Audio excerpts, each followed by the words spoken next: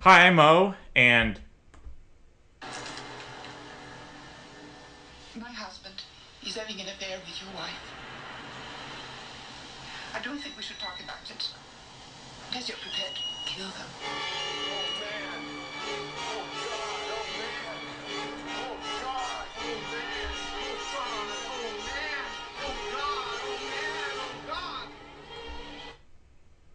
And I'm TJ, the podcaster who shall have his satisfaction. And this is... It's still new to us, damn it! Welcome to It's Still New to Us, damn it. I'm Mo, he's TJ, he just said, and we're here to watch every movie ever made to be invited to parties. And oh yes, this is one that people are going to love to talk about at the parties. That's true, yes. They're going to love to talk about them. Who doesn't love period pieces about an asshole? 3-hour period 3-hour period pieces of asshole, yes. Yes, directed by the auteur himself. That's true, yeah. Mr. Kubrick. That's cool. So, yes, I always don't know how to say this. I want to say, like, how are you doing, TJ? But I can't say that because we haven't entered the zone You yet. can, I mean, there can be like the formality zone and then the banter zone. That's true. We like could end small talk zone and then the banter zone. Yeah, we do the small talk zone, then I like that idea. Yeah. Yeah. So okay, so we're how entering, are you? I'm doing good. How are you doing? We're entering the small talk zone. The small talk zone. Just do it once. It's like, and that's it. That's it. We are in the small talk zone. That's it. All right. How are you, Mo? I'm doing good. How are you doing, TJ? I'm doing good. This is a quick turnaround for us. It is true. Very quick turnaround. We were just here a week ago. It's good to see you. That's true.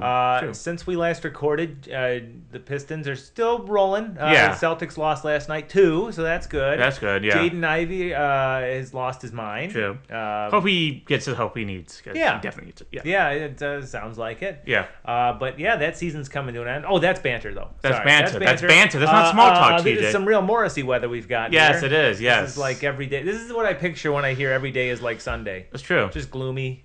You think this rainy. is his favorite weather? Yes, but he won't admit it. You want a minute? He loves to stay in bed and complain. That's what keeps Morrissey going. That's true. Yeah. Yep. But yeah, I've been good. Yeah. Cool. I'm ready to exit the formality zone. The formality zone. Which means, of course, that it's time for a seamless transition into the banter zone.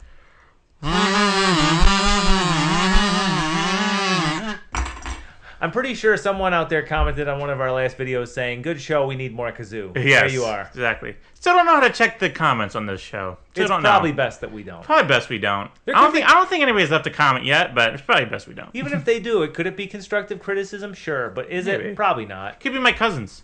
Who knows? Hey, chime in, Mo's cousins. Yes, chime in, my cousins who definitely listen to this show. We And might hear you. They We might might hear me. We'll figure it out. Who one one day. time at a family event was just like, "You had a podcast? Can I check it out?" Sure. And I made them follow me, and it's like, I've definitely listened to that. No, I should quiz them. They should quiz them. Yeah. So episode 34. What was your favorite part of Clifford? Yeah. What was your favorite What was part your of favorite Clifford? fucking part of Clifford? It was when Clifford When he saved the kids from the tree. she was like, No, no, that didn't happen in Clifford. no, you're thinking the big red dog. Yeah. Vinny. No. My cousin. The right answer is when he's tied up by those biker gangs and they make him do things. That's the best part of Clifford. It really was the Yeah, best it part. really of was Clifford, the best yeah. part. Yeah, definitely. We reference Clifford a lot. I do anyway. I don't It's know just why a it's good my show. go-to. I don't know. People may think we'd be saying from Blank Check, but we watch Clifford and they were like, we get it now. Like, Yeah. it's just a great performance. If the movie was longer, I think people would remember the movie more. It's definitely a commitment to the role. Yeah. Yes. I don't know. Well, especially this day and age where like it's normal now for like grown adults to play children. Because we've all become man-children. That's to true. some Yeah. degree, yeah. But I think Mark Short should play another one because I think he's great on it. He's He great. really is. He's great. He was made to play that kind of role. Yeah. At least at one point in his life. Like, True. Not to say that's all he can do, because the man's very talented. That's very true, yeah. funny. But no, he's good in that. Yeah, You definitely commit to the bit. that's true. So yeah, like I said, we are in the banter zone, and it's only been a week. Go ahead. What have you been up to over the past Not week? much. This Saturday, me and my brother went to the movies and saw Kiki's Delivery Service. Oh, that's a fantastic movie. Yes, the second time we've seen it in theaters. I think we've only seen cool. it in theaters, which is actually great. It's a fantastic It's movie. just it's a great movie. Just like, oh, here's like brings you joy and stuff like that. That's all it needs to be, too. Yeah, definitely. Yeah. Let's see. Anything else? I started reading a Stephen King book. Which one? It's from the Bill Hodges series. It's called Mr. Mercedes. Okay. I've only read the Oh, first. yeah, I've heard of that. Yeah, I've only read the first 2 chapters. The introduction really gets you hooked, and then the first chapter, you meet Bill Hodges. You're like, okay, I get this guy, All and right. it's really good. So I'm excited to keep on reading it. I have not progressed on Everything Is Tuberculosis. I've only read the first 3 chapters. But I keep on rereading these same comics over and over again. It's called Johnny Wanda. Johnny Wander. Johnny Wanda. Okay. It's a web comic. They did have paperbacks of it. I bought the first 3 at a Second Charles just randomly. I saw it. I was like, what is this? Like the first 3 are like for $4 each. I'm like, okay, I'll check it out. And like there's this fun little web comics about people in their 20s in New York. Cool. Who graduated college. It's fun. That's the kind of stuff you should support. That's Yeah, awesome. so I keep on just rereading them. I always want to try that drink they have in it. It's like an ecto cooler thing. It's spinach, ginger ale, grape frozen concentrate, and mint. You just mix you blend it all together and makes like an ecto cooler thing. Honestly, it sounds like it would be good. Sounds good, yeah. Yeah. So I don't know if it's still going on or not. That was more of I think a 2010 thing. So, but hopefully it's still going on and still going strong because I liked it. So if you know any Johnny Wanda books, go buy them. They're great. Still on the ER kick. Almost end of season 1. 23rd episode. Still going strong. Right now, George Clooney, he's dating a woman with a son. He's trying to become a family man. Carter, the resident medical student, still trying to learn the ropes. Trying to decide on his career path. Peter Benton, my favorite character, he's dealing with his mother. Okay, he can't accept that his mother may be dying soon, and he can't help that he cannot take care of her. This sounds like some serious human There's some drama. serious shit, yeah. One of the characters, her sister's back, but her sister's not helpful at all. Her name's Susie. Not the sister, the main character. The sister's not helpful at all. She's having a baby, and she's definitely not ready to have a baby. She can't take care of herself. She's 34 years old. And also, Anthony Edwards' character is going through a divorce. His wife's leaving him because he can't give up his job, and she lives in Milwaukee because he works for a judge, and maybe having an affair. I don't know yet, but yeah. Sounds saucy. Things are going on in the ER world, TJ, I gotta say. Is this pretty straight drama, or is there like goofy soap opera-y shit? There's not goofy soap opera shit. Okay.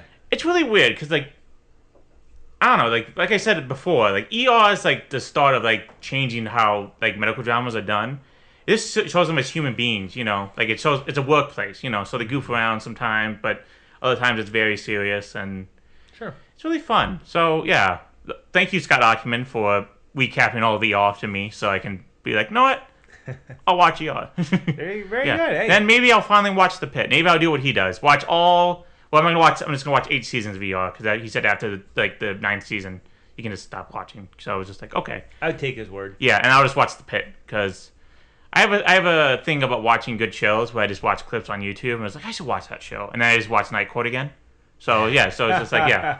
I'm in the same boat Yeah. with Star Trek and Twin Peaks, and Yeah. I know how it goes. Yeah, Exactly. Frasier. Yeah, it's also stopped me from finishing Twin Peaks for the second time because I've not finished the last 3 episodes yet. So and I've still never watched The Return. So yeah. You are in for Twin Peaks season 2, like that end, like you creep up on the end of season 2, and you're just like, Jesus Christ, how can this is irredeemable? And Yeah. somehow David Lynch comes back and tells everyone, no, this is all wrong, and he redeems it. Yeah. It's amazing. Yeah, David Lynch. It's about a year now. Oh, it's over a year now. Yeah, I think it's been over a year. Yeah. Damn, it sucks. It does suck, but Yeah. be what was that quote of his?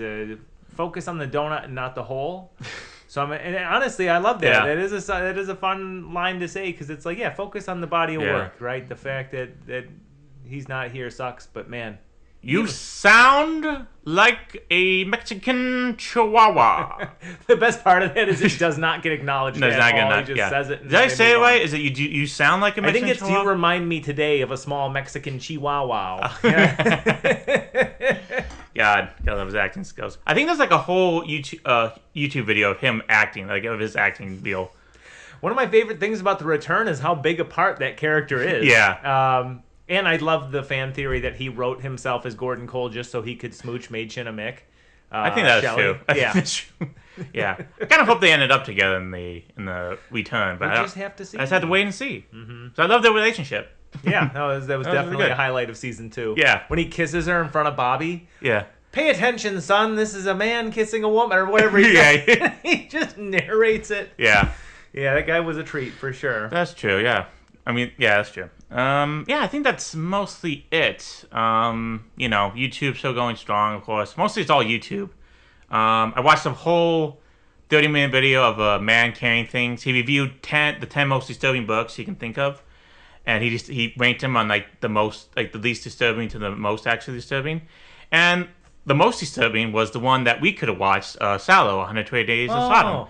Turns out that whole book is just like some medieval guy's dirty fantasies. Yeah, Ooh. there's dirty, disturbing fantasies of guys with giant cocks raping women.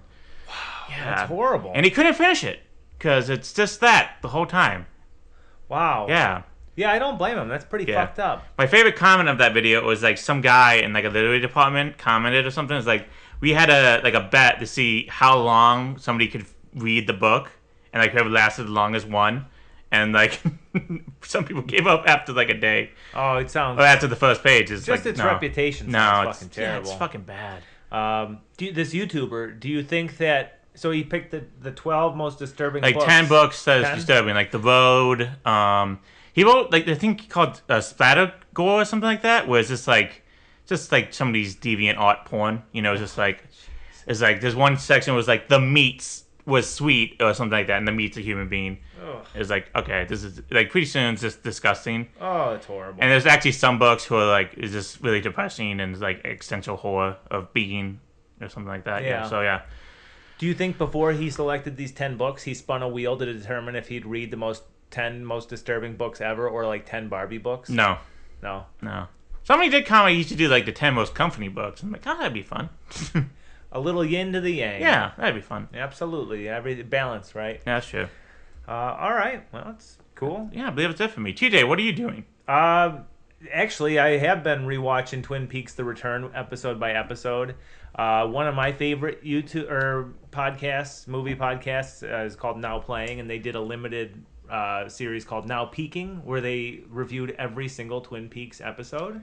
So many people love Twin Peaks. It's like a Twin Peaks. Like I have still not listened to the Blank Check doing Twin Peaks because I've seen they did the first season and the main release, and then Patreon they did second season. Yeah. So I'm not subscribed to Patreon anymore, so I can't read that. But then they did the Return in like parts. So Yeah. there's like 4 Twin Peaks Return episodes in that feed. So I gotta. Yeah. No, and that's probably the best way to do it. Yeah. I like this one because they reviewed the first 2 seasons, obviously retrospectively, and then they did the third season, as each episode aired. Yeah. And so it's interesting listening to their takes from 2017 or whatever that was, and I hadn't known of their show at the time, but so I'm going through episode by episode and listening to their feedback afterward, and it's funny hearing like some of the same thoughts that I had, just like in terms of reaction. Yeah. Because like, you haven't watched it, I won't spoil anything, but like you can't go into it thinking of conventional TV. I never do with David Lynch. Well, I mean, yeah. sure, but like even though the original show it was very unconventional, and I think Is that's a big it part all? of it. Is it Mark Frost involved in all of this? Correct, show? yeah. Okay, so he is involved. So he did. is involved, but a lot of the TV sensibilities of seasons 1 and 2 are gone. Well, yeah, but that's because it was on Showtime, right? So it's Yes. way different than actual basic Right, cable. but just so. in terms of structure, where like the Yeah. episode has to end with like a hook, or like they have to kind of, how TV shows are traditionally structured.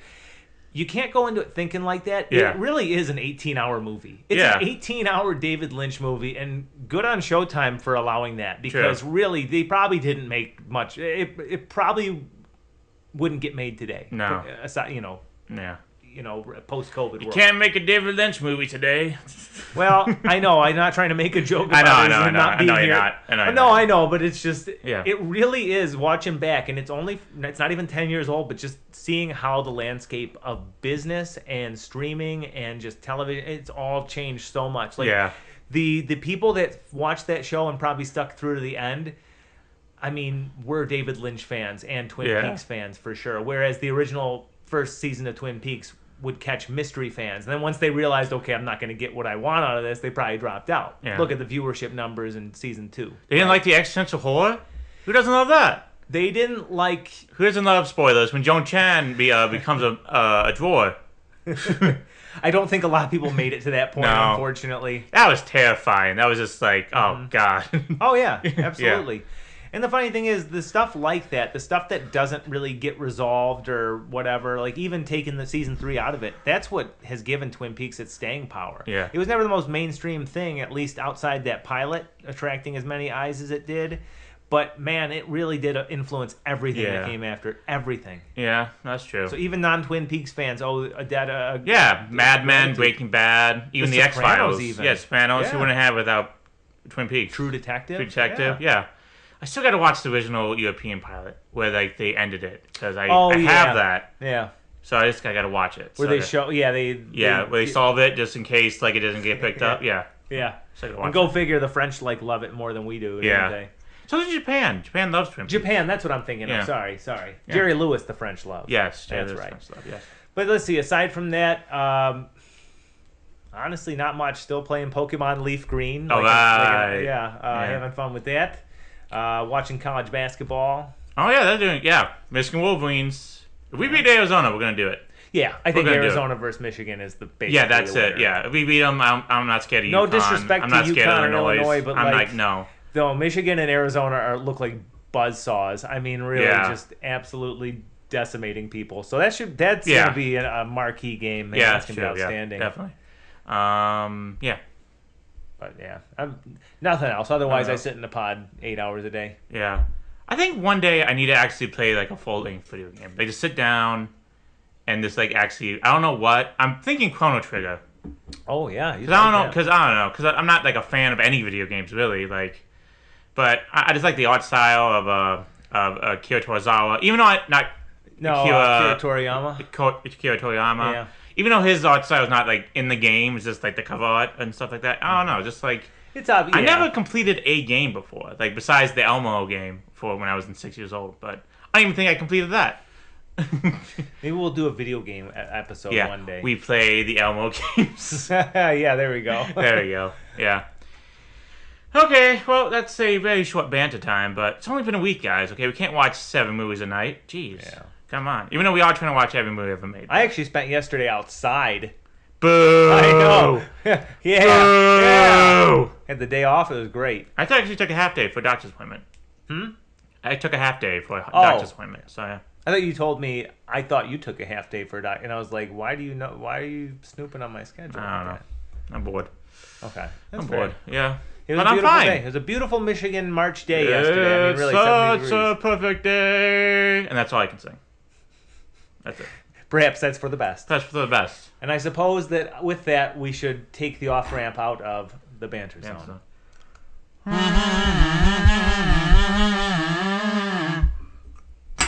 Well done. Thank you. Thank you. Okay, TJ. What movie have we had this week? We had 1975's Barry Lyndon. Barry Lyndon. Barry Lyndon, as you said, released in 1975, directed by Stanley Kubrick, written by, guess who? Stanley Kubrick. Ooh, I was gonna guess that Ruby fella. The Ruby fellow? The Ruby fella. Oh, yeah, Cliff Ruby. Cliff Ruby. The great-grandson of Jack Ruby, who killed Lee Harvey Oswald. Yeah, I was gonna guess him. Yeah. Starring Ryan O'Neal of What's Up, Doc, and also...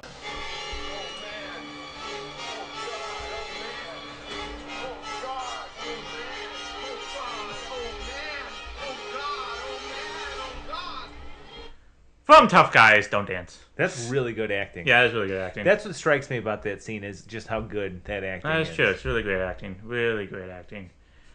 Also, Marissa Burnson, Patrick McGee, Hardy Kruger, Diane Corner, and Gay Hamilton, which is what the far right called Hamilton, unfortunately.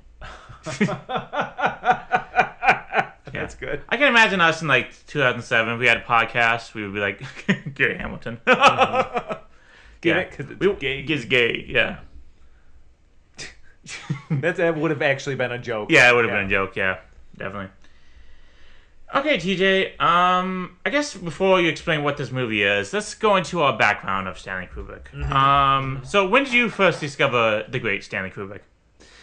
High school with 2001: A Space Odyssey. Had to basically give a presentation on an academic essay. It was for an advanced language class that I took in high school, and I had to I read this essay, long story short, about a father passing down his tools to his children, and like it's literally about this writer's dad leaving him his tool bag, right? Yeah. But like the metaphorical side of it is how humans pass down genes and ultimately memes to one another. Yeah. It was an evolution thing, and so I had to give a presentation on it that involved a visual aid. And I was kind of explaining what I'd read to a friend of mine. He goes, "You should show him the start of 2001: A Space Odyssey." And I'd always known of the movie because like Simpsons referenced it a handful of times. But then I watched the beginning where it shows the evolution of the apes, and then jump cuts to the smash cuts to the spaceship. And from there, I was like, okay, yeah, I got to give this a watch. I watched it.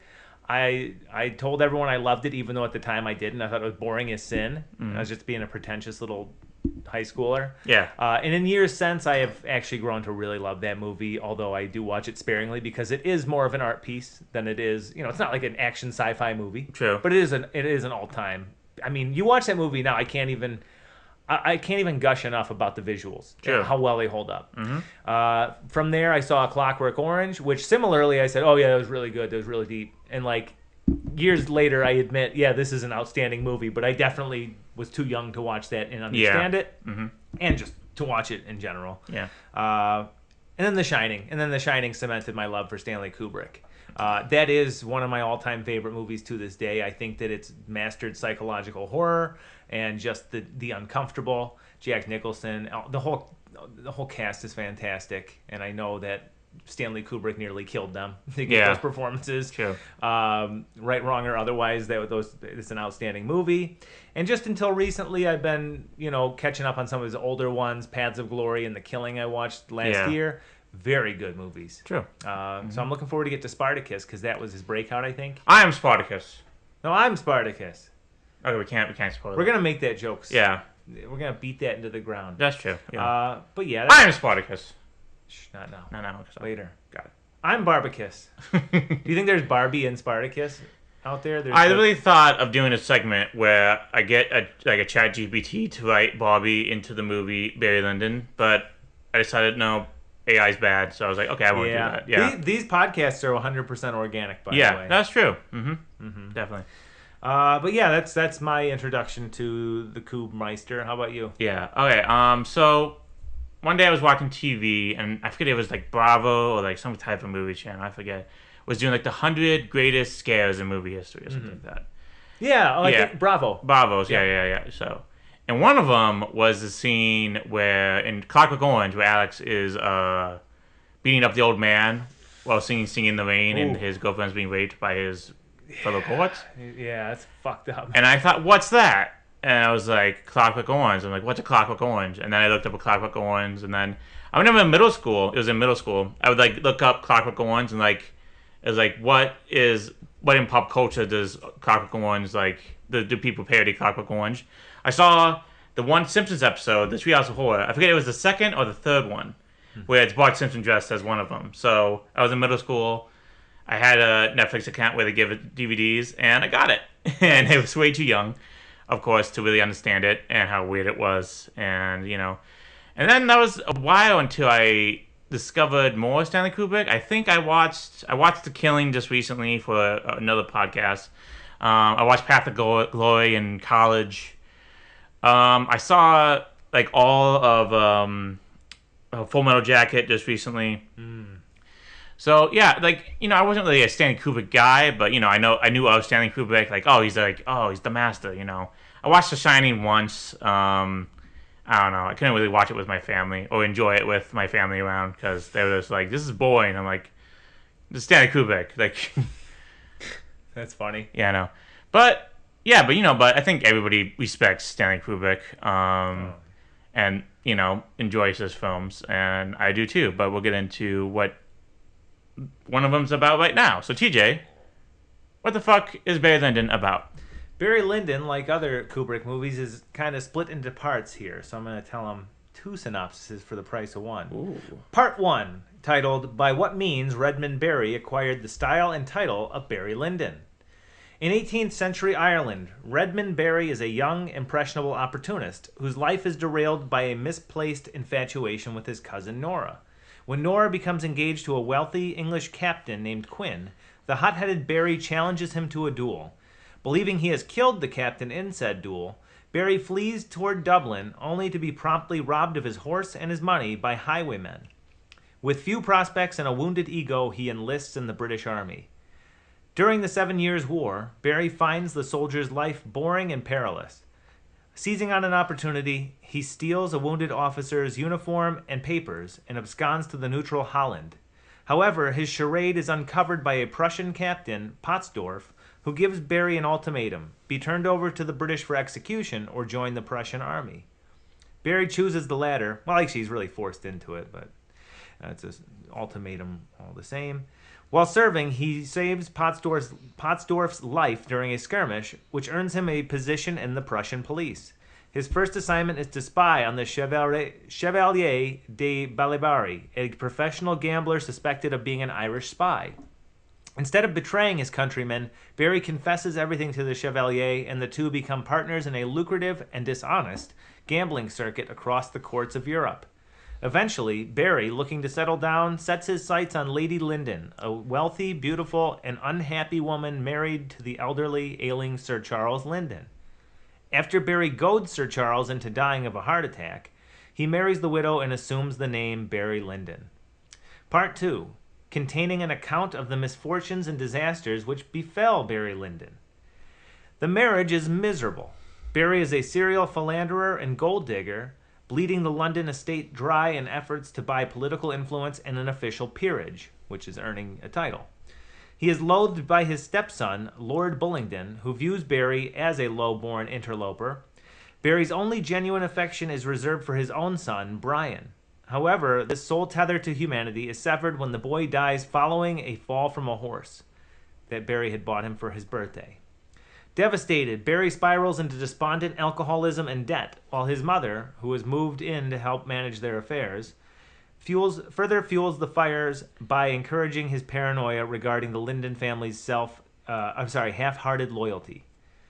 The tension with Lord Bullingdon culminates in a formal duel.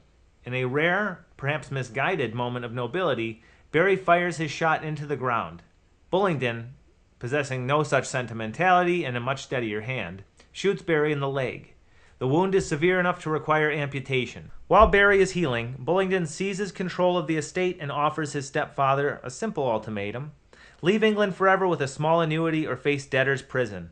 Barry, now one-legged and entirely depleted of his former zest for life, accepts the pension and retreats. The film ends with the following epilogue. It was in the reign of George III that the aforesaid personages lived and quarreled. Good or bad, handsome or ugly, rich or poor, they are all equal now. In the end, some mild hilarity ensues, maybe. I don't know. If you're in the 1975 theater, you might have gotten the chuckle out of some of these things. Mm-hmm.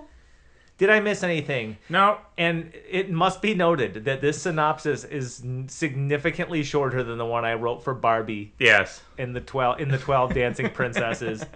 And that's not necessarily me trying to shortchange this one, as plenty does happen. Yes, true. Yes. But this one, you don't need the beat for beat, I think. True. Did I miss anything in particular that you would have left so. out? I didn't know he goaded him to his heart attack. I thought he just got angry and he just had a heart attack. Yeah, he probably did. I don't know. I feel like he egged it on, but then Lyndon should have just let it be. Yeah. All right, that's fine. We can change that then. From the top. No. Okay. Yeah, I mean, he definitely was a shitster that had already had eyes for the guy's wife. That's true. I think just his being there was goading the Sir Lyndon. True. But yeah, Sir Lyndon definitely got himself into that. Mm-hmm. So this is, as I mentioned at the top of this, a tale of two stories here, so to speak. And it reminds me of, like, what other Kubrick movies are like that? There's obviously Full Metal Jacket is two distinct parts. Mm-hmm. Is that really the only other one? For some reason, I was like writing in my notes here, oh yeah, this is Stanley Kubrick's I don't know. thing. I think there's always like two parts of a Stanley Kubrick film. It's like the first part, like in Clockwork Orange, it's like you show Alex being a bad guy, and then you show him with the after effects. His rehabilitation or whatever. And 2001 obviously has sections. Yeah, exactly. Yeah. Where do we start with this? Well, Well, so I said we should know what we know of Barry Lyndon before we even watched it. So we know this was the only 70s film he did, right? The only one in the 70s. It might have been, yeah. I think so, because A Clockwork Orange was like 67, I think, wasn't it? No, Okay, it 2001 could've was 67. Clockwork Orange was 71. This was 75. And then he took 10 years to make Full Metal Jacket because once again, Stanley Kubrick is famously known for having unfinished projects because he just gets into it real fast and, tries to make a project and doesn't work out. Yeah. I shouldn't say 10 years. I keep on forgetting he did The Shining. Correct. He did Shining, then Full Metal Jacket. A little horror film called The Shining. A little horror film called The Shining. You probably don't know about it, Yeah. We do because we're film podcasters. Yes. By the way, Clockwork Orange was 71, and then this was 75. Okay, so actually, 75. that's a quick turnaround for him. That's true, yeah. Yeah, I think it was after The Shining that he started taking, because The Shining was 80, Full Metal Jacket was 87, and then Eyes Wide Shut was 99. Yeah. So, I mean, the guy only had what here? He directed 11 films, I think. It was like The Killing, Past the Yeah. Glory, Spartacus, Lolita. He's technically directed 13, but the first two are Fear and Desire and Killer's Kiss, which he didn't really have anything. Yeah. He was producer, I guess, but Yeah. no writer or anything Yeah. like that. Yeah, so it went Lolita, then it went 2001 Space Odyssey, then it went... Doctor Strangelove, you're forgetting. Oh, Dr. That's a Strangelove. fantastic. I forgot about See, that. now that one I always forget about too, just because it sticks out like a sore thumb in terms of Yeah. like that's a straight on comedy. That's true. Well, comedy for like that time. I don't know, like... it's a dark. I was comedy. listening to like another podcast about people who haven't seen movies before, and they were talking about Doctor Strangelove. And there's this one story about this guy. He was 13 years old. He loved comedy, and Variety released a list like the 50 greatest comedies of all time. And he's like, in number 1, Doctor Strangelove, and he invited his friends over, like, come on guys, this is the funniest movie of all time. And then they watch it, and it was like, no, it's not the funniest movie of all time. It's not a laugh out loud. No. I mean, it is. It's at humorous. times. It's like a humorist. Well, it's like a satire. Yeah. It's a satire. Yeah. It's just like these guys are absolutely. buffoons, and it's funny. You And see they're the that, ones with but you're power, not yeah. going to be like laughing. You're going to be like, huh, and that's it. Yeah. Yeah, no, okay, I hear you there. But Yeah. that one I do always forget because I think of, the 2001, that run from 2001, Clockwork Orange, Shining, Full Metal Jacket. I mean, those are all movies with super Yeah. distinct and vibrant looks. And Doctor Strangelove, I feel like, gets overlooked because it's a black and white movie when it didn't need to be, or Yeah. I won't say shouldn't have been, but I don't know why I always forget about Doctor Strangelove, because I Yeah. also acknowledge that it is a great movie. I think a lot of people forget about his films, just besides like, because I don't know, because in pop culture wise, I guess he does like a lot of effect, but like mainstream pop culture, it's not really that much. I mean, like we'll go into it, but his films are not really hits. It's not really like not in their time. Not in their time.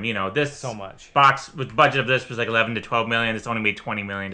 Well, this I get this why this one would not hit. Yeah. This had to be his like passion thing or something. I mean, the guy I wrote don't think this. he has passions. I think he just Dropped my kazoo. He dropped a kazoo, people. You don't think he has passions? I'm not saying he doesn't have passions. I just don't think he has interests. I Yeah. think he finds a story, then he becomes interested in Now it. that is exactly, I think you're correct, because Yeah. he always takes these literary works that nobody else knows or cares about. Yeah. You know, of course, even- Lolita was a famous Russian novel that even during that time was famous. That's yeah. probably a different one. That's probably a different case in a way. But like the Yeah. Sentinel, that was 2001. Clockwork Orange, I don't think was like a majorly I think it was a cult celebrated- hit. Yeah. Yeah, sure. The Shining, even like that was only King's third novel. Yeah. So I think that was And that was came before out. He was I Stephen think- King. Didn't that come out like 2 years before the movie came out or something like that? Or like, Yeah, yeah. it was right alongside almost. Yeah. And he changed so much about it. Like nowadays, you couldn't do that with the Stephen King novel True. because If Stephen only King's got he that directed it, Stephen King. name. Well, he did that miniseries. Yes, I did. Yeah. Yes, that's what I was going to do. He did the crazy. Oh. Poor Steven Weber. I feel like he's been in like a lot of stuff that's just weird. What was he in? But he was in that show not Jag. Wings. Wings. Thank you. Yeah, that was like the only like he was also in another show called like the Steven Weber show, where they changed it halfway through because it was called because it was called like Curses because he was cursed by his ex-girlfriend, Oh, but then it was nice. so bad they changed it to the Steven Weber show. They thought Yeah. Steven Weber's name had the cashier. Yeah, it had cash to do Carry it. it. Yeah, Oh no. yeah. Well, okay. I know it's tough for me to get started on this conversation. I knew nothing about this movie. This Yeah. was one of those movies of his that like Well, this is his. I wouldn't say that's famous because now it's really considered one of his masterpieces because now it's been revitalized and okay, that's fine. Yeah. But you look at what came around it. I mean, this is definitely one of his least. It's like it's like an MV, like a legend of the game having like an okay season. Like when I know it's a weird comparison, but Steph Curry when he won his MVP, like United's MVP, he was 31 points, and next season he has like 26 points, and people were like, "How come you fell off?" It was like, it's still a great season, but it's not as great as the season before. So you had a Clockwork Orange, then you kind of went to Barry Lyndon, and that wasn't a huge hit in the public eyes as a Clockwork Orange, even though it was also nominated for Best Picture and stuff like that. But actually won Oscars. I don't think Clockwork Orange even won an Oscar because even with like the visual stuff or the screenplay or anything like that. I'm not sure. We can look that up if I'm wrong, but yeah, this won Oscars. This swept like the. Of course, it had to sweep like the camera categories or like cinematography, camera action, costumes. If it didn't, then it'd be a. I don't know. Like 1975 was a film year because we went over it last time for French Connection 2, and we'll go over it again, but. If it didn't win any production categories, I think people would have been like, "This is the greatest upset of anything," because this film. We'll get into it later, but this film is like a painting in a way that we'll get into. We did do one film that was like a painting, but that was more boring. But this is like a painting and more not boring. So they're all works of art. Yes. You know what I think it is? This is the best comparison I can think of. Is Clockwork Orange to this is kind of like Tarantino going from Reservoir Dogs and Pulp Fiction to Jackie Brown. Yes. And I'm not knocking Jackie Brown at all. Which people consider actually his best film. So that's the thing. Yeah. Nowadays, it's looked at as a masterpiece. But Yeah. at the time, I feel like people were like, "Oh, all right." All right, yeah. Pulp Fiction was like I so did good. like one quote. Let's see if I can find it real quick. Oh yeah, Charles Chaplin of the Los Angeles Times called it the motion picture quote the motion picture equivalent of one of those very large, very heavy, very expensive, very elegant, and very dull books that exist solely solely to be seen on coffee tables. I can, yeah. I mean, I Yeah. can totally see that. I reaction kind to of this. agree. I kind of agree with that. Yeah. I do. Except I really did enjoy reading that book, so to speak, or Yeah. at least in the moment. Yeah. Where do we start? God, I'm just gonna put this thing down. Stop messing with the kazoo, fumbling TJ. with It's the not fucking banter time. I'm just gonna do the rest of my Yeah. review like this. Yeah. Okay, so it opens up pretty quickly. I don't even know how to do that. I don't want to go beat by beat. Yeah, because it's not. It's like it would be like just us explaining like a coffee table book. Do you want to just talk about Barbie? Yeah, we should talk about Bobby. Barbie Lyndon. Bobby Lyndon. Once again, a thing I could have done for the AI, but I chose not to. I do respect that. Those AI data centers are a problem. Yeah. Okay, so I mean, we can talk about characters. Yeah. Let's talk about Ryan O'Neal. Hold on. Yeah, do that. That's actually a great idea. Yeah, before we do, we have to introduce Ryan O'Neal in the only way that's possible, which is doing this. He's Tatum O'Neal's dad. He's Tatum O'Neal's dad, and not a good driver, but we'll get into that later. Yeah. And, ladies and gentlemen, Ryan O'Neal.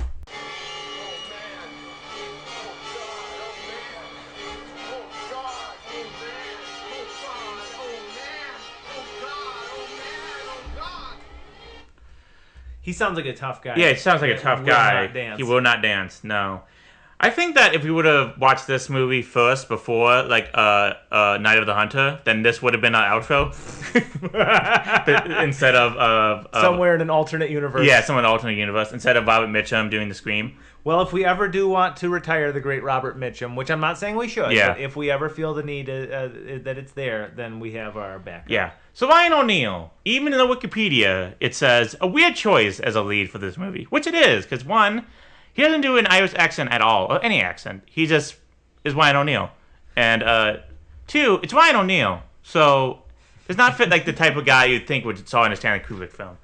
But I'm trying to think. 1975, 1971 was his. He was in Love Story, 1970. Mm-hmm. He was in What's Up Doc, which also was a huge hit. And then he did 1971 was I think 1971 and 73 was Paper Moon, the one we did with his daughter, which is actually won Tatum O'Neal the Oscar. And that's was a huge good hit. movie, actually. That's a great movie. Yeah. So he's in the height of his powers, Ryan O'Neal. Also very destructive probably behind the scenes, had a huge cocaine problem, did not care about his daughter at all. Had major drug problem, and kind of affected his 80s, as we can tell by the scene from Tough Guys Don't Dance. Which, even though that this is a masterpiece, Tough Guys Don't Dance, and we'll talk about that some other day, but right now, stick to that. But, like, I don't know. I didn't do my research. I don't know why he was chosen. Was this chosen because he was Ryan O'Neal at the time and he was the hot shit?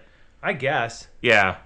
I mean, it's like he's done a bad job. He actually does a great job in this film. He's just very, just I don't want to say monolithic. That means huge, but just very he doesn't care about anything. which I guess kind of works for this character. Yeah. So okay, he's a character that doesn't really belong to any world, so he kind of just bounces around. Yeah. Like at the beginning, you see that his family does have associations with the wealthy. He's taught formal manners, even though he doesn't always follow them. He's not like a peasant by any means. He doesn't have money, but he has the clothes and the means to get along in society. Yeah. Right? Whether he chooses to or not, well, that's up to him. Mm-hmm.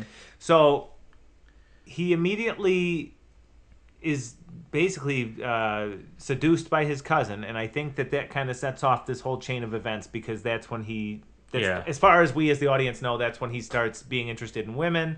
He gets into a duel over his cousin, with this respected British general, whom he almost kills, and then has to leave. So again, it's a tough movie to talk about because it's just a series of events happening to this character. Yeah, I generally think this is what Stanley Kubrick thought. Like, if you were to go back in time, this would be literally a scene by scene recreation of what lives were like back then for rich people. Because it's a very stoic film. Not a lot of emotions. It's just people dressed in fancy wigs and white powdered makeup and not really emoting. Yeah, going about their business. I would absolutely believe that in this day and age, people would powder their face and put their finest wig on to go play a game of cards. Yeah, how would you handle a conflict? It'd be like that, because that's what. Have a fucking duel. I have a duel, or you just very politely be like, "You're a cheater," and just walk out. It wouldn't be us yelling at each other and be like, "You're a cheater," and then fight. No. Isn't that absolutely ridiculous? Yeah, because I was thinking of remember I told you that I was watching a show called Doc Martin it's a UK doctor show about a doctor who's very hoity-toity and snooty. Yeah. Who thinks he knows everything and is best. And they remade that show into a show called Best Medicine that's airing now, and it's two very different versions because we don't have snooty in America. All rich people aren't snooty; they're just obnoxious. It's different. Mm-hmm. So they show their emotions. Rich people back then and England now, they're just snooty, very close to the chest, no show of emotions, and very proper. So this whole movie is like that. So this just shows you a shitty guy's day in the life of being rich in the 1700s. Well, leeching on to rich people, yeah. And that's kind of what I like is it really is a journey of self-discovery here. It starts with him discovering sex. Okay, he fucks that up and he gets ousted, right? So his mom gives him every penny she saved. He goes about, he stops at the nearest ale to get some water, and there he's, visibly looks wealthy. He's got the clothes and a horse and some money. In my notes, Stephen Root's here. Oh my god! Yeah, the Highway Bandit definitely looks like Stephen Root. Yeah, Stephen looks like Stephen Root. I forgot I put notes in my phone. Yeah, he's going about. He's not really being flashy, but anyone that comes through there that has a horse and a coin to pay for some water clearly is someone worth these highway robbers' time. That's true. So they take everything from him, and so what does he do next? Well, I guess I need money. I need to be fed. I guess I'll join the army. Yeah. So he joins the military. He shows that he's a good combatant hand to hand. That's a nice rope-a-dope, I must say. He did, yeah. I mean, he beat the shit out of that guy. That's true. And it was exactly a good rope-a-dope. A lot of defensive maneuvering, let the guy tire himself out. From there, he decides, fuck this, I want to go. I did love how his uncle died, the one who thought he was a father, and was just like, no, fuck this, I'm gone. And then he interrupts those two guys in the... It's really, really early showing, gay love. Yeah. Back then, I noticed that. I was like, oh, what do you know? I think the English have always been more progressive about it than the Americans. That's true. But yeah. Well, it was 1970s, so more gay in films. But that was just wow, they're showing actually two guys that love each other. Yeah, and it Yeah. was kind of wholesome and sweet. Yeah. The one guy was hurt, right? I thought I remember them saying, because I wrote that in my notes that he was injured. I wrote that in the Something like synopsis. that. Anyway, it doesn't matter. They're two lovers higher up in the English army, whether or not that's open knowledge to the I don't think infantrymen. so, no. I wouldn't imagine so, No. but Barry stumbles upon them, and their clothes are hanging up on a tree, and he, along with their horse, so he quickly takes the lieutenant's clothes and horse and rides up to Holland, where he stays for a couple months with a woman whose husband is away for war. And he's just bebopping around Holland until he's discovered Yeah. by a Prussian general who's like, no. Nah. Who are you reporting these, or who are you reporting to? And when he gives the name of a general who's been long dead, he goes, no, get back in line. And Yeah. pushes into the Prussian army. It kind of is just a series of, Yeah, just a series of choices. you're and, just like, following this guy, and it sounds really boring. To a lot of people, to be let's be fair, honest, it would. could be kind of Yeah. boring, but like his life gets more and more interesting, and then stuff happens, and you're like, oh, He's the ultimate opportunist, yeah, as definitely. they say. I wonder how much the Coen brothers watch these films, because I feel like this is a Coen brothers movie, but without the goofiness and stupidity. I'm sure that they were inspired. I mean, Yeah, because I feel like Barry Lyndon could be just a cartoon character in their eyes. If the Coens had this, he'd be way worse, way more stupider, and it'd be way more zany. there is a dudism to this. Yeah. Just kind of going where the wind takes you. Yeah. Except I think the dude is probably Yeah. more mature. This feels like in a his- step two is the man who wasn't there or something like that. Like this feels like a little bit. Just yeah. taking again, the man who wasn't there wouldn't stand up for himself. Yeah, Whereas that's true. Barry would, but I know what you're saying. Yeah. He's kind of just.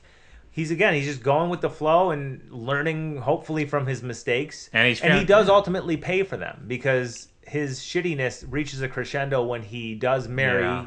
the. I do love it. Like he's got money now. It's like, oh, is he gonna be a good guy? Like, nope, he's Nope. gonna be shit right away. Just like he's an Yep. asshole. He marries Lady Lyndon, and immediately Lady Lyndon and her young son Lord Bullingdon, see him Yeah. cheating on her, and he's blowing cigar smoke or pipe smoke in her Yeah, face. that was She great. asks him flat out, "Would you mind not smoking for a bit like- while they're on their carriage ride?" And Yeah. he straight up blows a puff of smoke at her and laughs. Like, he's very immature. Yeah, But he's charming enough to get his way into a situation, and then he doesn't know how to keep it. Doesn't Yeah. know how to stay there. yeah, So he is a rogue. He is definitely a roguish figure. yeah. And Before we move on, I do gotta give up to the makeup team because she looks like a fucking mannequin. Like Jesus, she's so fucking solid. It's just insane how emotionless she is, and you can see this night and day difference when she becomes emotional. It's insane.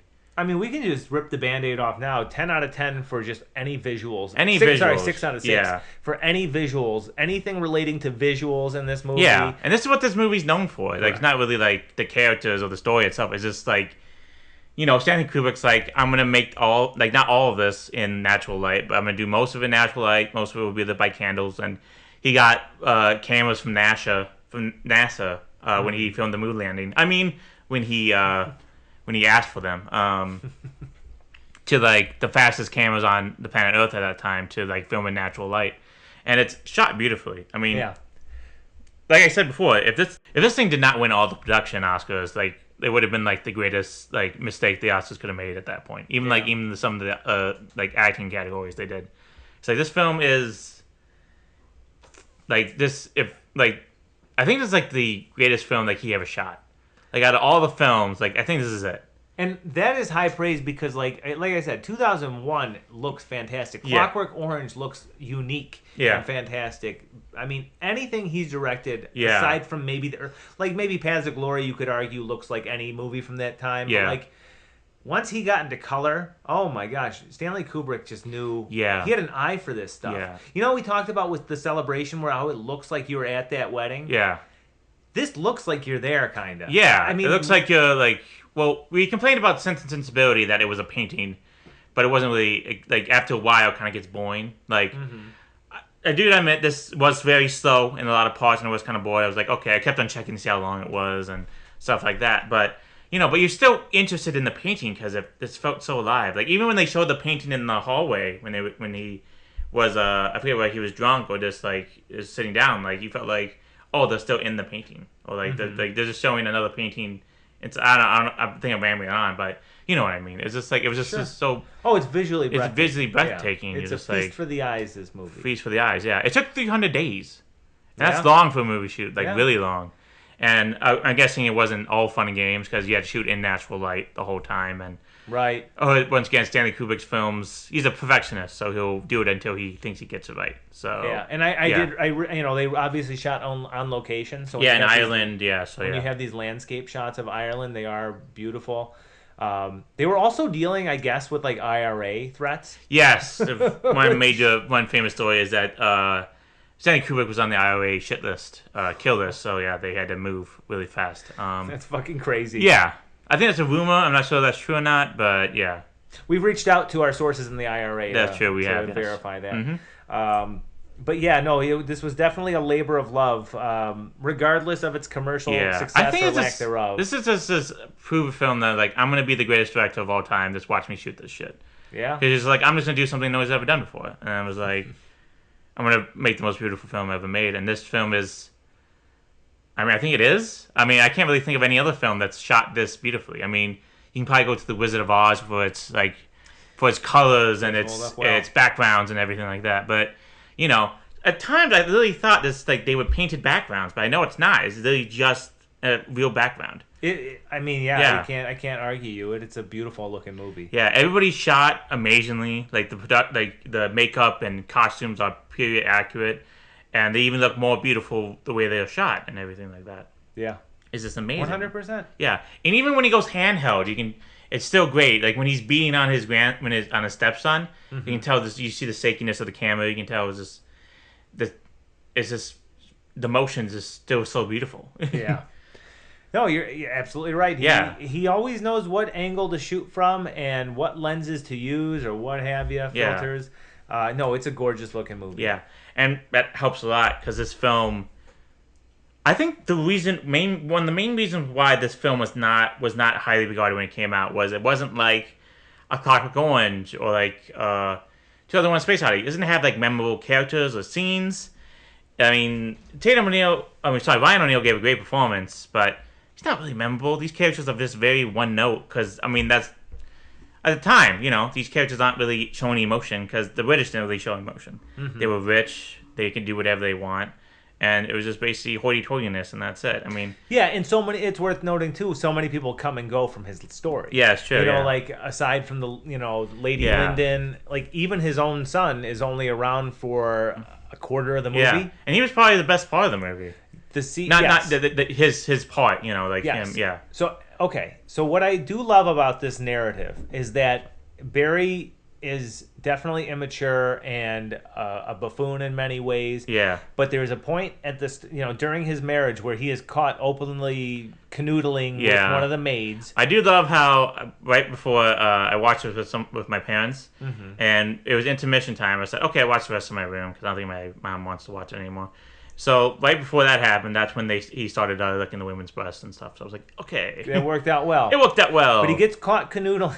Yeah. That did work out really it well. worked out well. He gets caught smooching the maid, and the next scene is him going to apologize to his wife. And from Yeah. then on, he seems like he's at least a good husband and a good father to his own son. Yeah, He's not great to the lady's son, Lord Bullington, whom he will discipline with corporal punishment. yeah, And what I do love is that everything that he does ultimately come, like he reaped what yeah. he He sows. reached for those. Yeah, he. And the ultimate the whole lesson of this whole movie, and it's told in the epilogue, is that no matter who you are in life, you eventually, no matter how you behave, you're eventually going to end up the same. We're all going to reap the same, or we're all going to reap the same thing in the end. yeah. So, but in the meantime, I guess I don't know actually where I'm Yeah, going with that. I was trying to figure out what the epilogue meant too. I was like, well, I know what the epilogue means, but I don't want to kind of.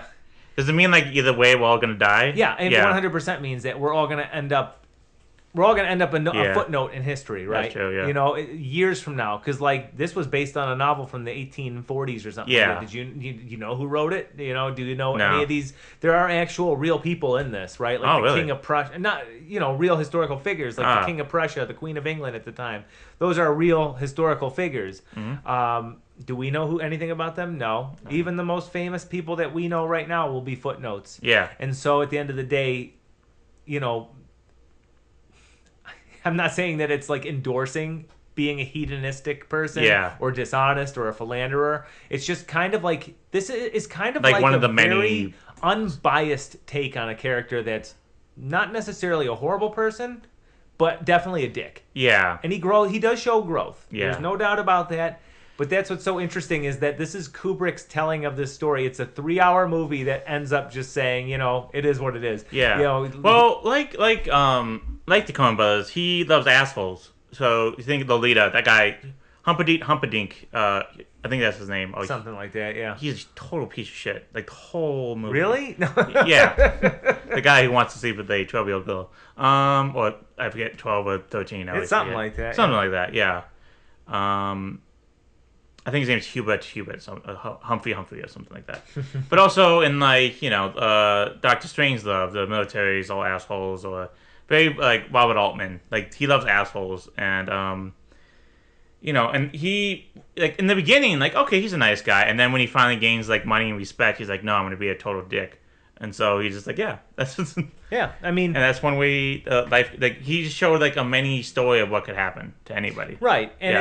it's an honest portrayal like of a layered character, like a layered person. None of us is perfect, right? You Yeah. know, we all have things about us that are not great and things about us that are, you know, we're capable Yeah. of great and we're capable of bad. And Barry Lyndon shows both. Yeah. You know, at the end, what did you think during the duel with Lord Bullington? So basically, their relationship boils over when Barry beats him publicly. Yeah. At like it wasn't A trial. concert. Concert. That's what it Yes. was. Barry beats him publicly. It's right after Brian. A great humiliation of him putting his younger stepbrother into giant shoes and then interrupting the concert. Correct. Yeah, actually, that wasn't part of the humiliation. The humiliation was when he called him a poor man who just lucked his way into rich, and then Which he is true. Yeah, then he beat the shit out of Worth him. noting that Lord Bullington was not wrong about Yeah. anything he said. True. But yes, he tells Barry after Barry gives him a flogging one day. He says, "You know, have you had your satisfaction? Good. Please note that this will be the last time you ever, you know, the next time Yeah, it you was- put your hands on me, yeah. I will kill you." Yeah. And sure enough, after Barry beats the shit out of him, and he's, you know, and Lord Bullington's healed, he comes calling for that satisfaction. And then the duel scene was The great. duel is pathetic in so many ways. It's pathetic, but I think narratively it's fantastic. Yes. Yes. She like, I don't know, I think like another main thing is like not just like Barry Lyndon sucks. Everybody sucks. Like the Yeah. queen's, like the lady is emotionless, and we don't even know her personality. The kid sucks because he's annoying.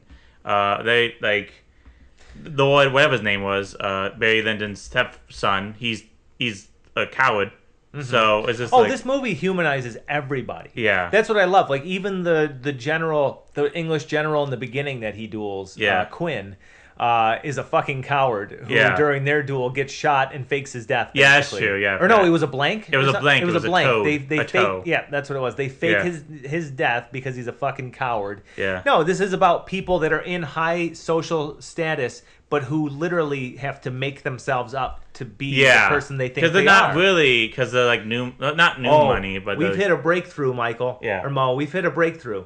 Barry Lyndon is who they truly are. Yeah. He's who they really are. He's unpolished. He's a brute, you know, brutish. yeah, And they reject him. Upper society rejects. You ever read The Great Gatsby? yeah, Gatsby's incredibly wealthy, but because he wasn't old money like Daisy or Tom or Yeah. whatever, he would never be accepted by the old money. He was not one of them ever. yeah. And he That's tried so kinda- hard because his mother convinced him to. So it was just like, yeah, and then he caused him to go into debt, and then it just went spiraling down after that. Yeah, That's it. But I think that's a big part of this is like the people that are of high social standards really are very fragile, all in all. yeah, And I did like when the son puked while he was in the duel. He just threw up because that was good. Yeah. No, the end duel I thought was fantastic because Yeah. the son, Lord Bullington, gets the first shot, and apparently this is how He some just- duels work. Count of 3. Some duels. Yeah, I think it also like it doesn't mean to, but I think it also like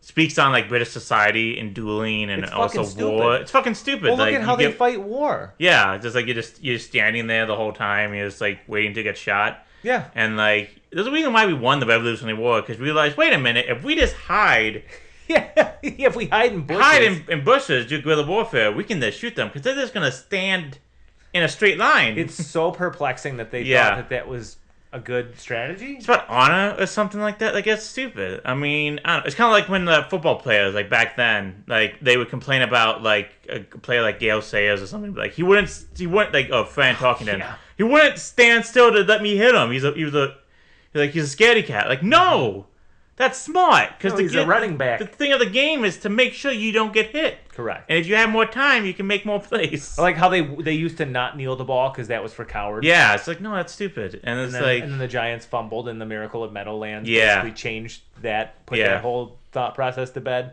Yeah, it is funny the scene when he is actually in combat and when Yeah. he ditches the British, when his uncle goes down Yeah. at that scene.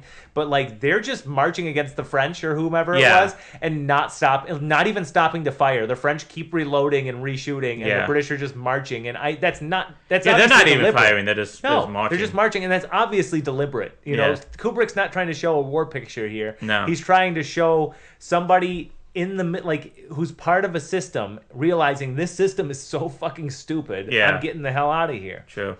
So, anyway, I just want to touch on the final duel scene because I do love it. Yeah, So, it was a great thing. again, earlier duels they showed it was a count of 3 fire. Yeah. This one is whoever demanded satisfaction gets the first shot, and Yeah. God help you if you miss. But the kid Lord Bullington is clearly young and inexperienced, and as he goes to cock his Yeah. gun, it slips in his palm and misfires right Yeah. to the ground. So that's his shot. Yeah, it's And like, then- oh, I messed up. I went off, and I was like, you must wait now. And then Yeah. he's like, oh shit. And he's pissing himself. He Yeah. vomits. And then Barry, in a rare act of just a real end to his humanity. character arc, yeah, fires into the ground. yeah, Right? So, surrenders his shot to say, hey, we can put this behind us. And Lord Bullingdon says, I'm still not satisfied. Yeah. And he proceeds to shoot Barry and win the duel. yeah. He actually, And that scene was fucking brutal when he's True. could you, I could not imagine. I don't ever, maybe this is controversial. I don't ever want to get shot. I don't want to get Yeah, shot it's by very a bullet. controversial, yeah. Maybe I'm alone in that. It sounds very unpleasant. yeah, definitely. Hot piece of metal in your bone. Yeah. That sounds fucking terrible. Sucks too, because he's like, the doctor's like, I can't do anything. Like, you either amputate or die, and that's it. And I was like, health back then. Yeah, and you know how they amputate back then, right? They give you something to bite on. Yeah, Fucking gnarly, dude. Mm-hmm. Oh my god. Anyway, yeah, I thought that the end of that was really interesting. that was great because it gives a little bit of redemption to the stepson, and then like correct. he freed, like he won, even though he didn't really win because he's like still rich, but not as rich as he once was. They kind of ruined, like Barry kind of ruined his like fortune, ruined and now his and now the wife still has to pay him $500 of annuity each week, Right. so each month. So it's just like, especially that one scene is just like she caused her so much pain, and it's like that's the only emotion we kind of see from her besides the moments when she. I did like the scene where she poisoned herself, but she didn't poison herself enough, so she's just in pain. Oh yeah. Oh, Ugh, horrible. that was horrible. Yeah. Yeah, there's a lot of unhappiness in this movie. Yeah. Especially in the second half.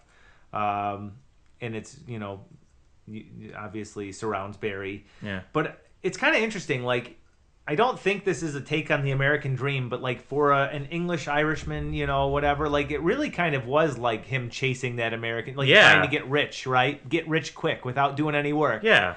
And he succeeds, but like ultimately, It's like when anybody He pays gets the money. price. When people say they get money, the worst instincts come out, and then that's what happens when like people win the lotto. Like you get all Yeah. this money, and then people come after you, or you start acting erratically because you never had this type of money before. So yeah. he's just like, I'm rich now. I can do whatever the fuck I want. That's exactly what happens. And Yeah. he steps on the wrong toes and makes some enemies. And you know what? This is about as happy an ending as he could have expected. Yeah. And I did like. Even though the ending is him going to like they said the continent, which I think means America. and he dies in like Louisiana in New Orleans or something like that. Yeah, I think that was what they. I think they I said think that. so. Yeah. He dies in like a gambling thing. I shouldn't say Louisiana. I don't think it was even discovered yet, Louisiana. So He had to. He had to leave the continent forever, I believe. yeah, Yeah. So I guess he could have gone. I think he said he left to go to the continent. So I'm not sure if that meant Australia or he went to America. So, but yeah, like even like we didn't really mention the narrator at all. He's telling us everything that's gonna happen. Like he's telling us like he's gonna die alone and stuff like that. And like we expect what's gonna happen, but we're still along for the ride because we just want to see it. We want to see his downfall really Sure. badly. Yeah. Absolutely. Yeah. I was there for it all. And the narrator does a great job, by the Yeah. way. I don't, as far as narrators go, on the, he's like a David Attenborough. I'm not like against narrators in film. Like I don't really have a problem with a narrator. I know a lot of people do, but like this one was efficient and worked well. Yeah, with can't the it be story. context? It's got to be context specific, like your criticism of a narrator, right? This is a story that really needed one because Yeah. again, it's showing the minutia. It's showing a lot of like day-to-day shit, like Yeah. him and his wife signing checks, Yeah. taking carriage rides. It's not a bombastic movie at all. No. So no, the until like the narrators- very end when the son dies and Sure, fights. but happen. even then, I wouldn't call it bombastic. It's No. just it's. I think the narrator was actually perfect for this. Yeah. In setting context and kind of just setting a scene, I thought it was very important to have him. You want to talk about the Chevalier? He was my favorite character. Was that the priest or No, he was his gambling partner. Oh yes, he was great. Yes. Do you think Barry Lyndon gives a shit about anybody? Like even the sommelier? Do you think he believed? You believe him when he was crying when he said, "Not for my countrymen"? I did in the moment, but like now that we're talking about it, that's a good question. That's Yeah. a really good question. Did he fake that? Because I actually thought they had a real kinship, and I liked them traveling as gamblers. Yeah. That cheated people, that cheated higher ups, social. I did love his look, the Chevalier, where he Yes. has an eye patch and he has you see the powder wig and stuff like that. Oh yeah, and again, that's great. he's a con man. I love it. Yeah. I love the idea of them going out and being like hustlers. He really had me thinking though, because he was quick to abandon him when he saw another he's lady. quick to right? abandon. He's a quick to abandon like anything. Yeah. Like, sure, his uncle died, but I'm pretty sure he was not going to stay in the military or No, hell no. That girl he loved in the beginning, his cousin. I'm not sure he's going to stay with her like the whole time. He's basically clinging on to something that can keep him from falling lower on the social ladder in that moment, right? Okay, Yeah. I just lost my horse and all my coins. Okay, the army will at least give me food for now. Yeah. Okay, this army sucks. I now have enough of a understanding of it and how it works that I can just take this uniform and horse and pass for a lieutenant in Holland, and then no one's gonna bother and me. just go around and get food. Like Go for sleep with a instance, Germ- sleep with a German. A Dutch, rather, I guess. A Dutch. I believe the narrator said that she sleeps with a lot of men who like a lot of military men who come around. Yeah, he I may believe- have mentioned that. Yeah, the narrator said that. Slut shaming Yeah. narrator. I dare you. Unbelievable. Mm-hmm. No, he's not. He's not. In a way, he is actually very like American. He's always discontent. He's not loyal to any specific cause other than himself. He's Yeah. an individualist. So in a way, he's a very progressive type of person. And I'm sure in literature, I don't know how big this book was at the time, but this had to be like, it's along the same lines, I guess, as a or a Huck Finn rather, where this is a rogue protagonist. Yeah. This is somebody that like traditional audiences probably wouldn't have rooted for just because he is a scamp. I don't think anybody did. I'm 'cause- Yeah.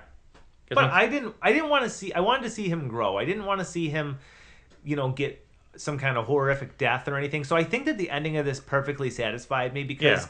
he ended up paying for everything. He paid a price. He moved on with his life, and whatever the next chapter is, he's no doubt been humbled. He Yeah. can go live off his annuity of 500 guineas a year, and the truth is, he can still spend his nights in bars telling people about the times that he hobnobbed with the social elites, Yeah. and they're real stories. Yeah. So the guy kind of had a great life.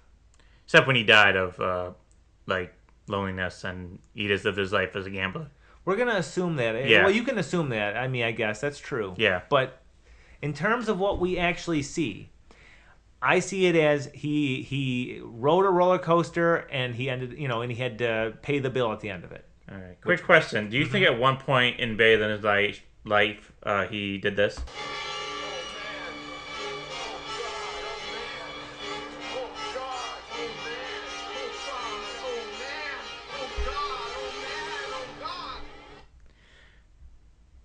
had an affair with someone's wife? No, do you think that one time he went, "Oh God, oh man, oh God, oh man"? Probably. You think it would have been better if the movie ended like that? Him saying, "Oh God, oh man, oh God, I gotta oh move out of man." England. Yeah. Oh God. Oh man. Oh man. Yeah. I mean, it would have been something. True. Who is that actress?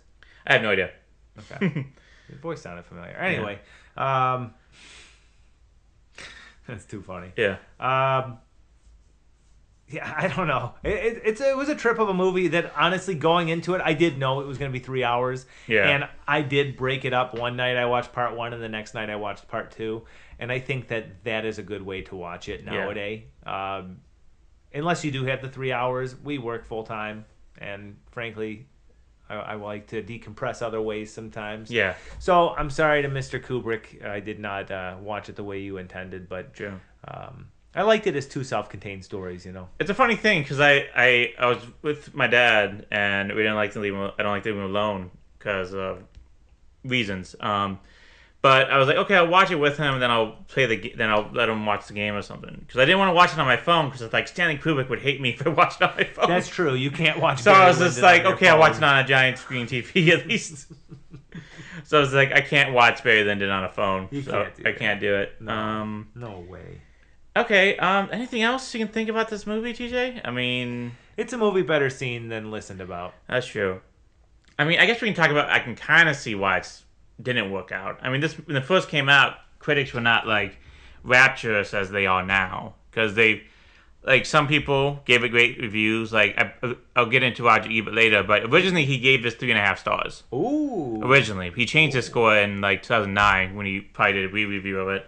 But but a lot of people were like, yeah, this movie's long and boring because it doesn't really happen, and I can tell why because the characters aren't great. I mean, they're somewhat interesting, but they're not really memorable. They don't really have a lot of, like you think like, Alex of Clockwork Orange and how crazy he was and how crazy that movie was. Doctor Strangelove, great characters, great comedic moments.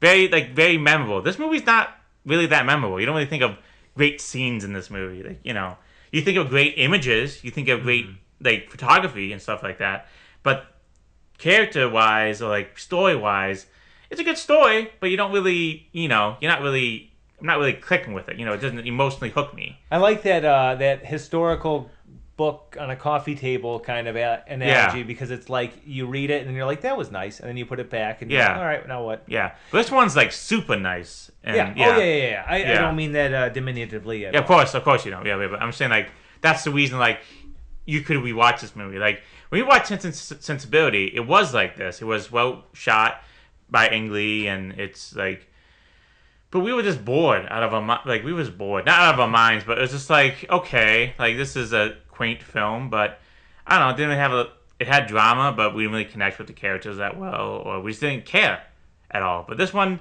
we cared a little bit because it was fun seeing all the stuff happen to him, But I don't know, but it's just like I think the imagery enhanced this film so much, unlike Sense and Sensibility. Even though if people would say like, "What are you talking about? That's insane," but like for us, the imagery didn't increase the film's like watchability as Sense and Sensibility. This film's look, images, costumes increased everything. And Sense and Sensibility, I mean, it was still great. I mean, it still looked good and everything, but it didn't increase the watchability of the film. I'm hearing you. Yeah, definitely. Well, I don't know. Do you have anything else? I'm good with going into final thoughts. I guess we're going to our final thoughts. I think we're almost towards the Barbie movie, so at least we're not shorting it, so that's good. So that's great. Well, yeah. I mean, again, we say this about so many of the more lauded movies that we talk about. It's like us talking about them does not do them justice because they are so complex. Yeah. Nothing against Barbie and the 12 Dancing Princesses, because I will go to my grave assured that it did exactly what it set out to do. That's true. It hit its goal perfectly. Yeah. I would say one good thing about this movie, there wasn't a Gene Hackman heroin scene like in the Barbie movie, where it's just dancing. I actually wrote, because there was that smash cut early on where after he's like flirting with his cousin, it like jump cuts to a big field where everyone's dancing with the Or no, it goes from the march of the English soldiers Yeah. that come to town, and it just jump cuts to them all dancing in the field. Yeah. With when Quinn is dancing with his cousin, and I wrote in my notes, no, goddamn it, not another extended dance sequence. Yeah. And luckily that was the only one. Yeah. But it was actually a cool wide shot of all these people dancing in a field. Like, Yeah. again, it's not something you see every day, right? So I don't know. It's just a striking image, I Yeah. guess. It really is just. I'll just say it. I thought. I liked this movie a lot in watching it. Yeah. I don't know if I'll ever revisit it. I probably won't. But I really enjoyed the performances, the direction.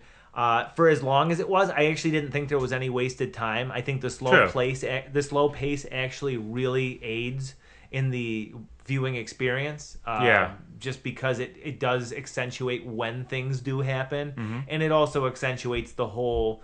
This is this man's life. Like, yeah, you see some mundane stuff, and along that journey, but that's okay to me.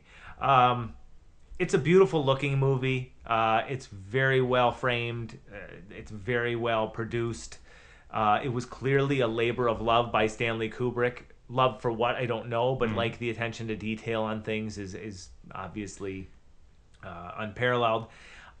I love seeing a movie like this too, because it wouldn't be made today. Something like this probably, or not at least by one of these, not by Warner Brothers or Yeah. Well, they are making the Odyssey now, or did make the Odyssey, and I think that was Warner Brothers, and it's going to be like 3 hours long. That's true, but okay. Yeah. Length irrespective, the Odyssey is going to have action beats. It's That's going to have true. a fight with a Cyclops. It is going to have multiple war scenes.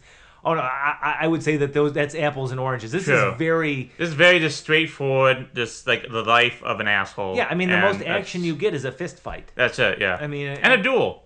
You do get duels, but those are deliberately like they build up the suspense and the tension Yeah. until a big crescendo, right? Yeah.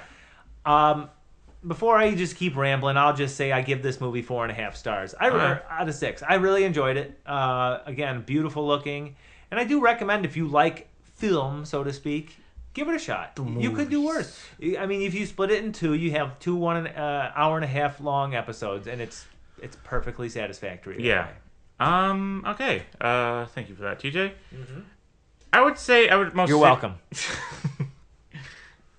I would agree with you with everything.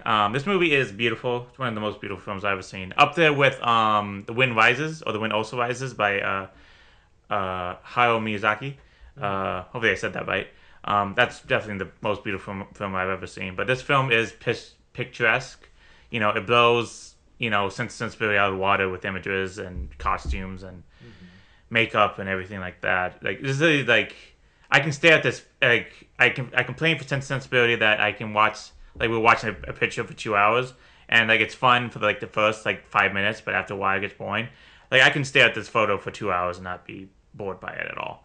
Like, the story-wise, this is not his, like, it's a good story. I'm not going to say it's terrible, like, oh, this is a stupid story. Like, no, it's good. It's a story of a man who at first was poor and first was not in high society, but then gained his way through high society, and how it affected him and changed him for the worst, and how this affected him, and how he lived a penniless life, and he died alone gambling. It was a good story, but is it the most interesting character? No, it's not. Is this like an amazing action job that it's going to be remembered forever? No, it's Also no. Also no. Yeah, it's not like a Jack Nicholson in The Shining. It's not like Malcolm McDowell in Clockwork Orange. It's not even House. Even though the guys in 2001: The Space Odyssey, you don't remember any of their names, so they didn't become famous after this.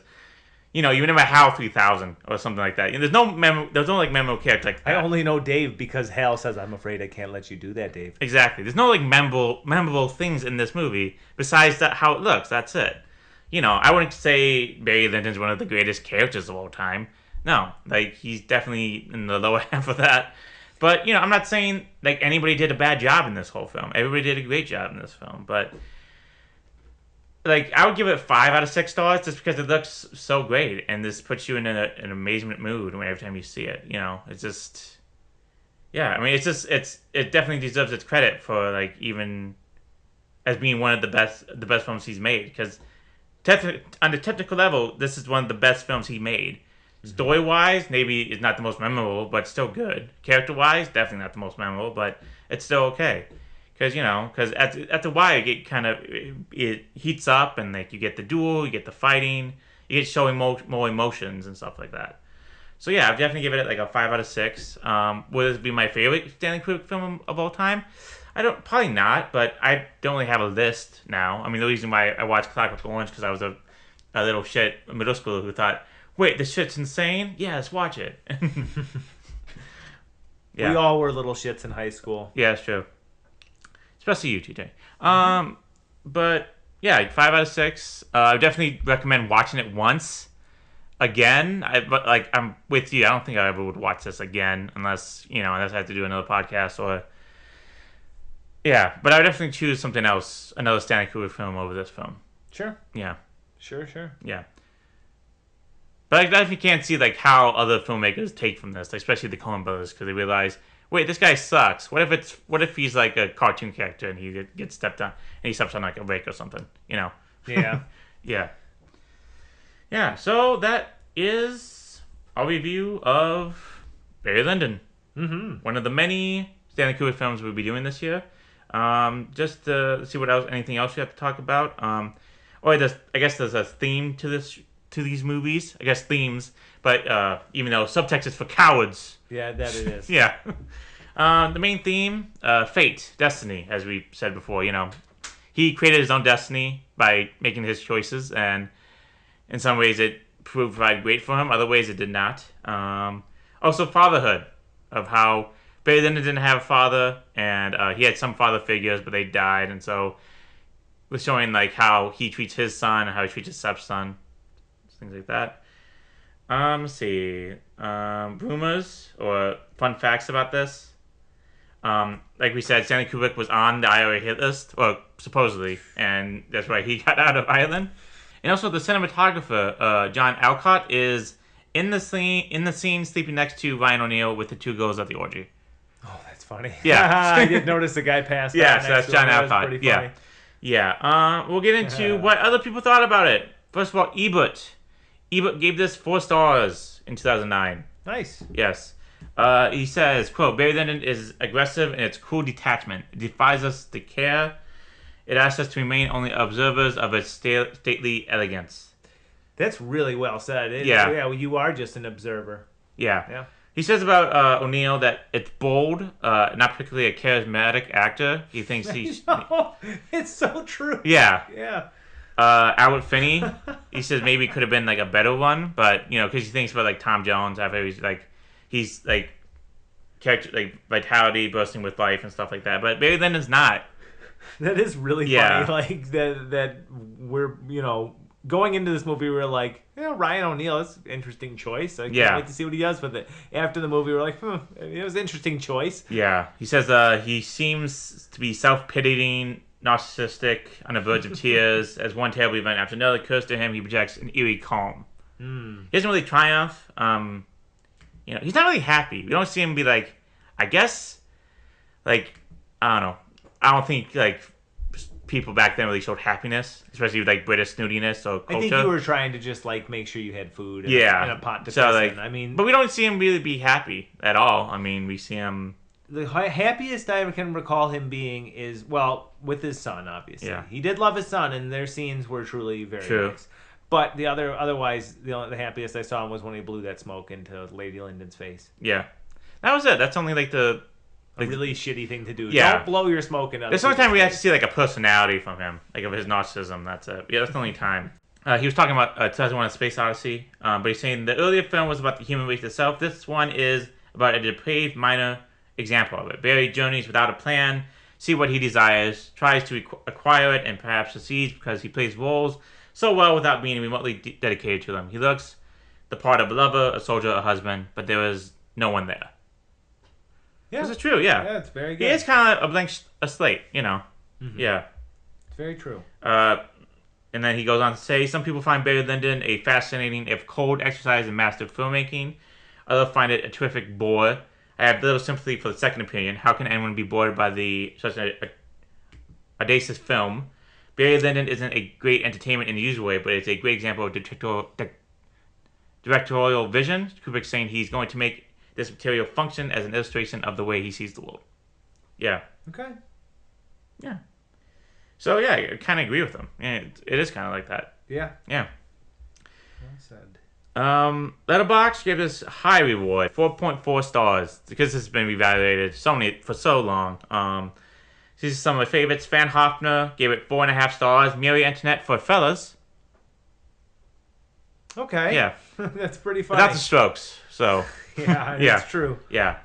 Sarah Squirm, which is Shara Schneider on SNL. I forgot her last name. 4.5 stars. Paintings, the movie. Yeah. Yeah. And Brianna gave it a heart, saying, The Life and Times of Little Stinker. All right. Yeah, also true. Yeah, it is.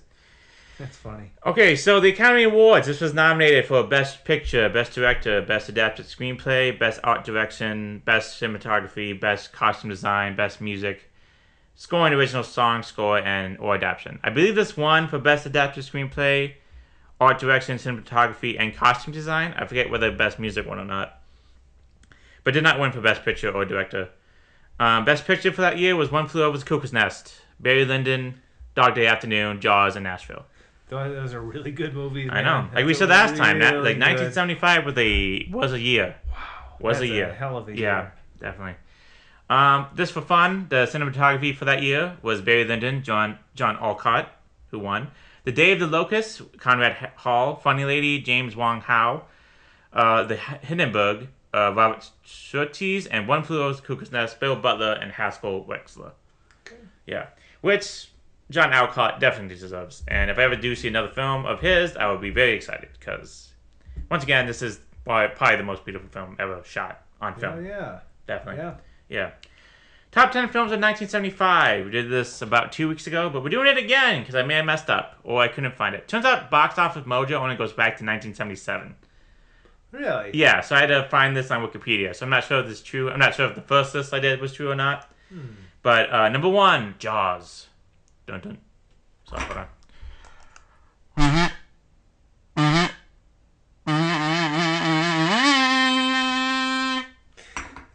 That's like a clownfish parody. Yeah. Yeah.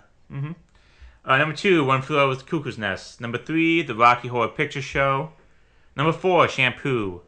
Number 5, Dog Day Afternoon. Number 6, Return of the Pink Panther. Which, in the Michael Myers order, that's the 5th one? Because then did you say it's the Pink Panther trilogy? Yeah. Yeah. Exactly, yep. Yeah. 7 was 3 Days to Condor, a great film. Make sure you memory. check that out. I always see that on streaming, and I'm like, yeah, I'll watch that one of these days. I need to just do it. I think I watched that one, or what's the one called? Not Wait Until Dark. Like something dark. It's like a shadow in the dark or something like that. A Shot in the Dark. That's what it's called. Shot I in think. the Dark. All Yeah, right. I think that's what it's called. This is also a Pink Panther movie, but it's not called the Pink Panther for some reason. Number 8, Funny Lady. Number 9, I think the reason she's funny because she's pregnant. I don't know. I just remember that. I've seen one scene where like the funny scene in the play she's in is like she's a bride but she's pregnant. No. So I'm not sure. All right. Yeah. Number 9, a movie once again we still have never heard of and we will never hear from. The Other Side of the Mountain. Not interested. Not interested. And number 10 was Tommy. Tommy, can you hear me? He said he was a blind boy who played the silver balls. He should have played a mean pinball, as they say. That's what they. Who Yeah. says that? The Who? See what I did there? Yeah, I get it. Yeah, I think we could do the Animaniacs skit where Snappy the Squirrel and her nephew is just saying like, "Who's on the stage? The Who." I meant on the stage. The Who. Yeah. Yeah, I think we can steal that from Animaniacs. not? Yeah, sure, why not? No one remembers that show. No one remembers that show. At the end of the day, what does the epilogue to this say? Yeah. At the end of the day, we are all equal, us and the Animaniacs. Yes. Okay. Well, before we choose our next film, let's do a little spiel. If you'd like us, please like, subscribe, follow us on whatever, even though we're not going to post it anymore. But follow us to get our show, because we're going to try to post every 2 weeks. We're on SoundCloud, we're on Spotify, we're on YouTube. I think I will finally cave and get Apple, even though it's going to be $20 a month. I don't know. We're trying to reach a whole audience, TJ. I We need to know. reach everybody, even people who have iPhones. They're the worst. They're the though. worst. God, they're the worst. You know, give us comments, give us feedback. If you like us, tell us why. If you just want us to review just crappy Canadian kid films, we probably won't do that, but we'll do more. We could, yeah. Yeah, we'll do the peanut butter solution, or just watch Tommy Tricker again. You said you got it right. I did? Tommy Tricker, yeah. Oh, finally. Okay, Yeah, nice work. awesome.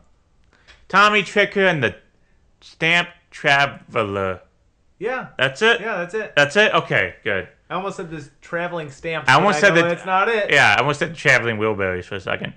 Yeah, but yeah, that would have been a better movie. thank you all for listening. But before we go, TJ, do you have a wheel ready? Because I did not do. prepare one. And hopefully this time the sound effect actually works. Yeah, see, I here do we with our final four movies. Let's go. Apparently there's no sound. There's no sound effects, folks. Sorry. You're just gonna have to take our word It is. that it is the Barbie and the Princess and the Pauper. Oh, I think we're getting Martin Short, baby. I think we are I think we actually. are. I am actually. I'm excited for that one. I'm to be just honest. waiting. Just It's- because I need to know. I just need to experience this Martin Short. Yeah. 'Cause I think that one they really let the freak flag fly because they realized, oh, we got Martin Short. That's just let him go crazy. Because they did the opposite, but they did Catherine O'Hara. They're like, Catherine O'Hara just played like a mean bitch. And I was like, know. that's it. I was like, come on, you're wasting Catherine O'Hara. Like, I was watching Schitt's Creek today, and there was this, she said this one line. She said, I did a Nickelodeon show back in the early 2000s with, who was it? It was, with like Britney then Spears, and we were suffragettes. I was just like, What? yeah, Oh my god. yeah, it was great. It's, It sounds like it. yeah, but she's just so great, and like they wasted her. But Yeah, they did. Yeah, but hopefully Martin Short goes crazy, and hopefully we'll finally meet Bimble or whatever the fuck his name is, the top tier of talking characters in the Barbie cinematic universe. I can't wait. Yeah, I so can't this wait. one's from 2004. It's 2004. Did you know that in 2012 they did Barbie, the Princess and the Pop Star? Yeah. I don't know if that one has any talking animals. I think all the like fairy tale ones have talking animals, and all the non-fairy tale ones do not have talking animals. This is remarkable. It's remarkable, and we get to add to our tier list of animals, so that's great. That's true. Yeah. That's true. How about that? Looking forward to that. Yeah, I'm just waiting until we see Tom Cruise's dick, like right after a Barbie movie. I'm just 'cause one time we're gonna go from like cute little animals and like Barbie becoming a princess, and then right on to Tom Cruise's dick. Yeah, I mean it's Yeah. feasible that we do Barbie Kubrick this Yeah. season, which it would be just remarkable. It's remarkable. It'd be truly It'd be something great. else. Yeah. Oh man. Okay, well, Between next. that and me watching this movie in over 2 nights, I mean Stanley Kubrick is rolling over. Yeah. Right now. At least we get to see Jack Ruby's son again, so that's good. Yeah, that'll be fun. That'd be fun. Okay, guys, thanks for listening, and hope you have a very nice night. Before we leave, though, we do have a very special message from Mr. Ryan O'Neill. I actually messaged him to see Yeah. if he has any comments about this movie, and this is what he said. Just hold on a second, I gotta set it up. Here we go. My husband is having an affair with your wife. I don't think we should talk about it. Unless you're prepared to kill them. Oh God, oh man, oh God, oh man, oh God, oh man, oh God.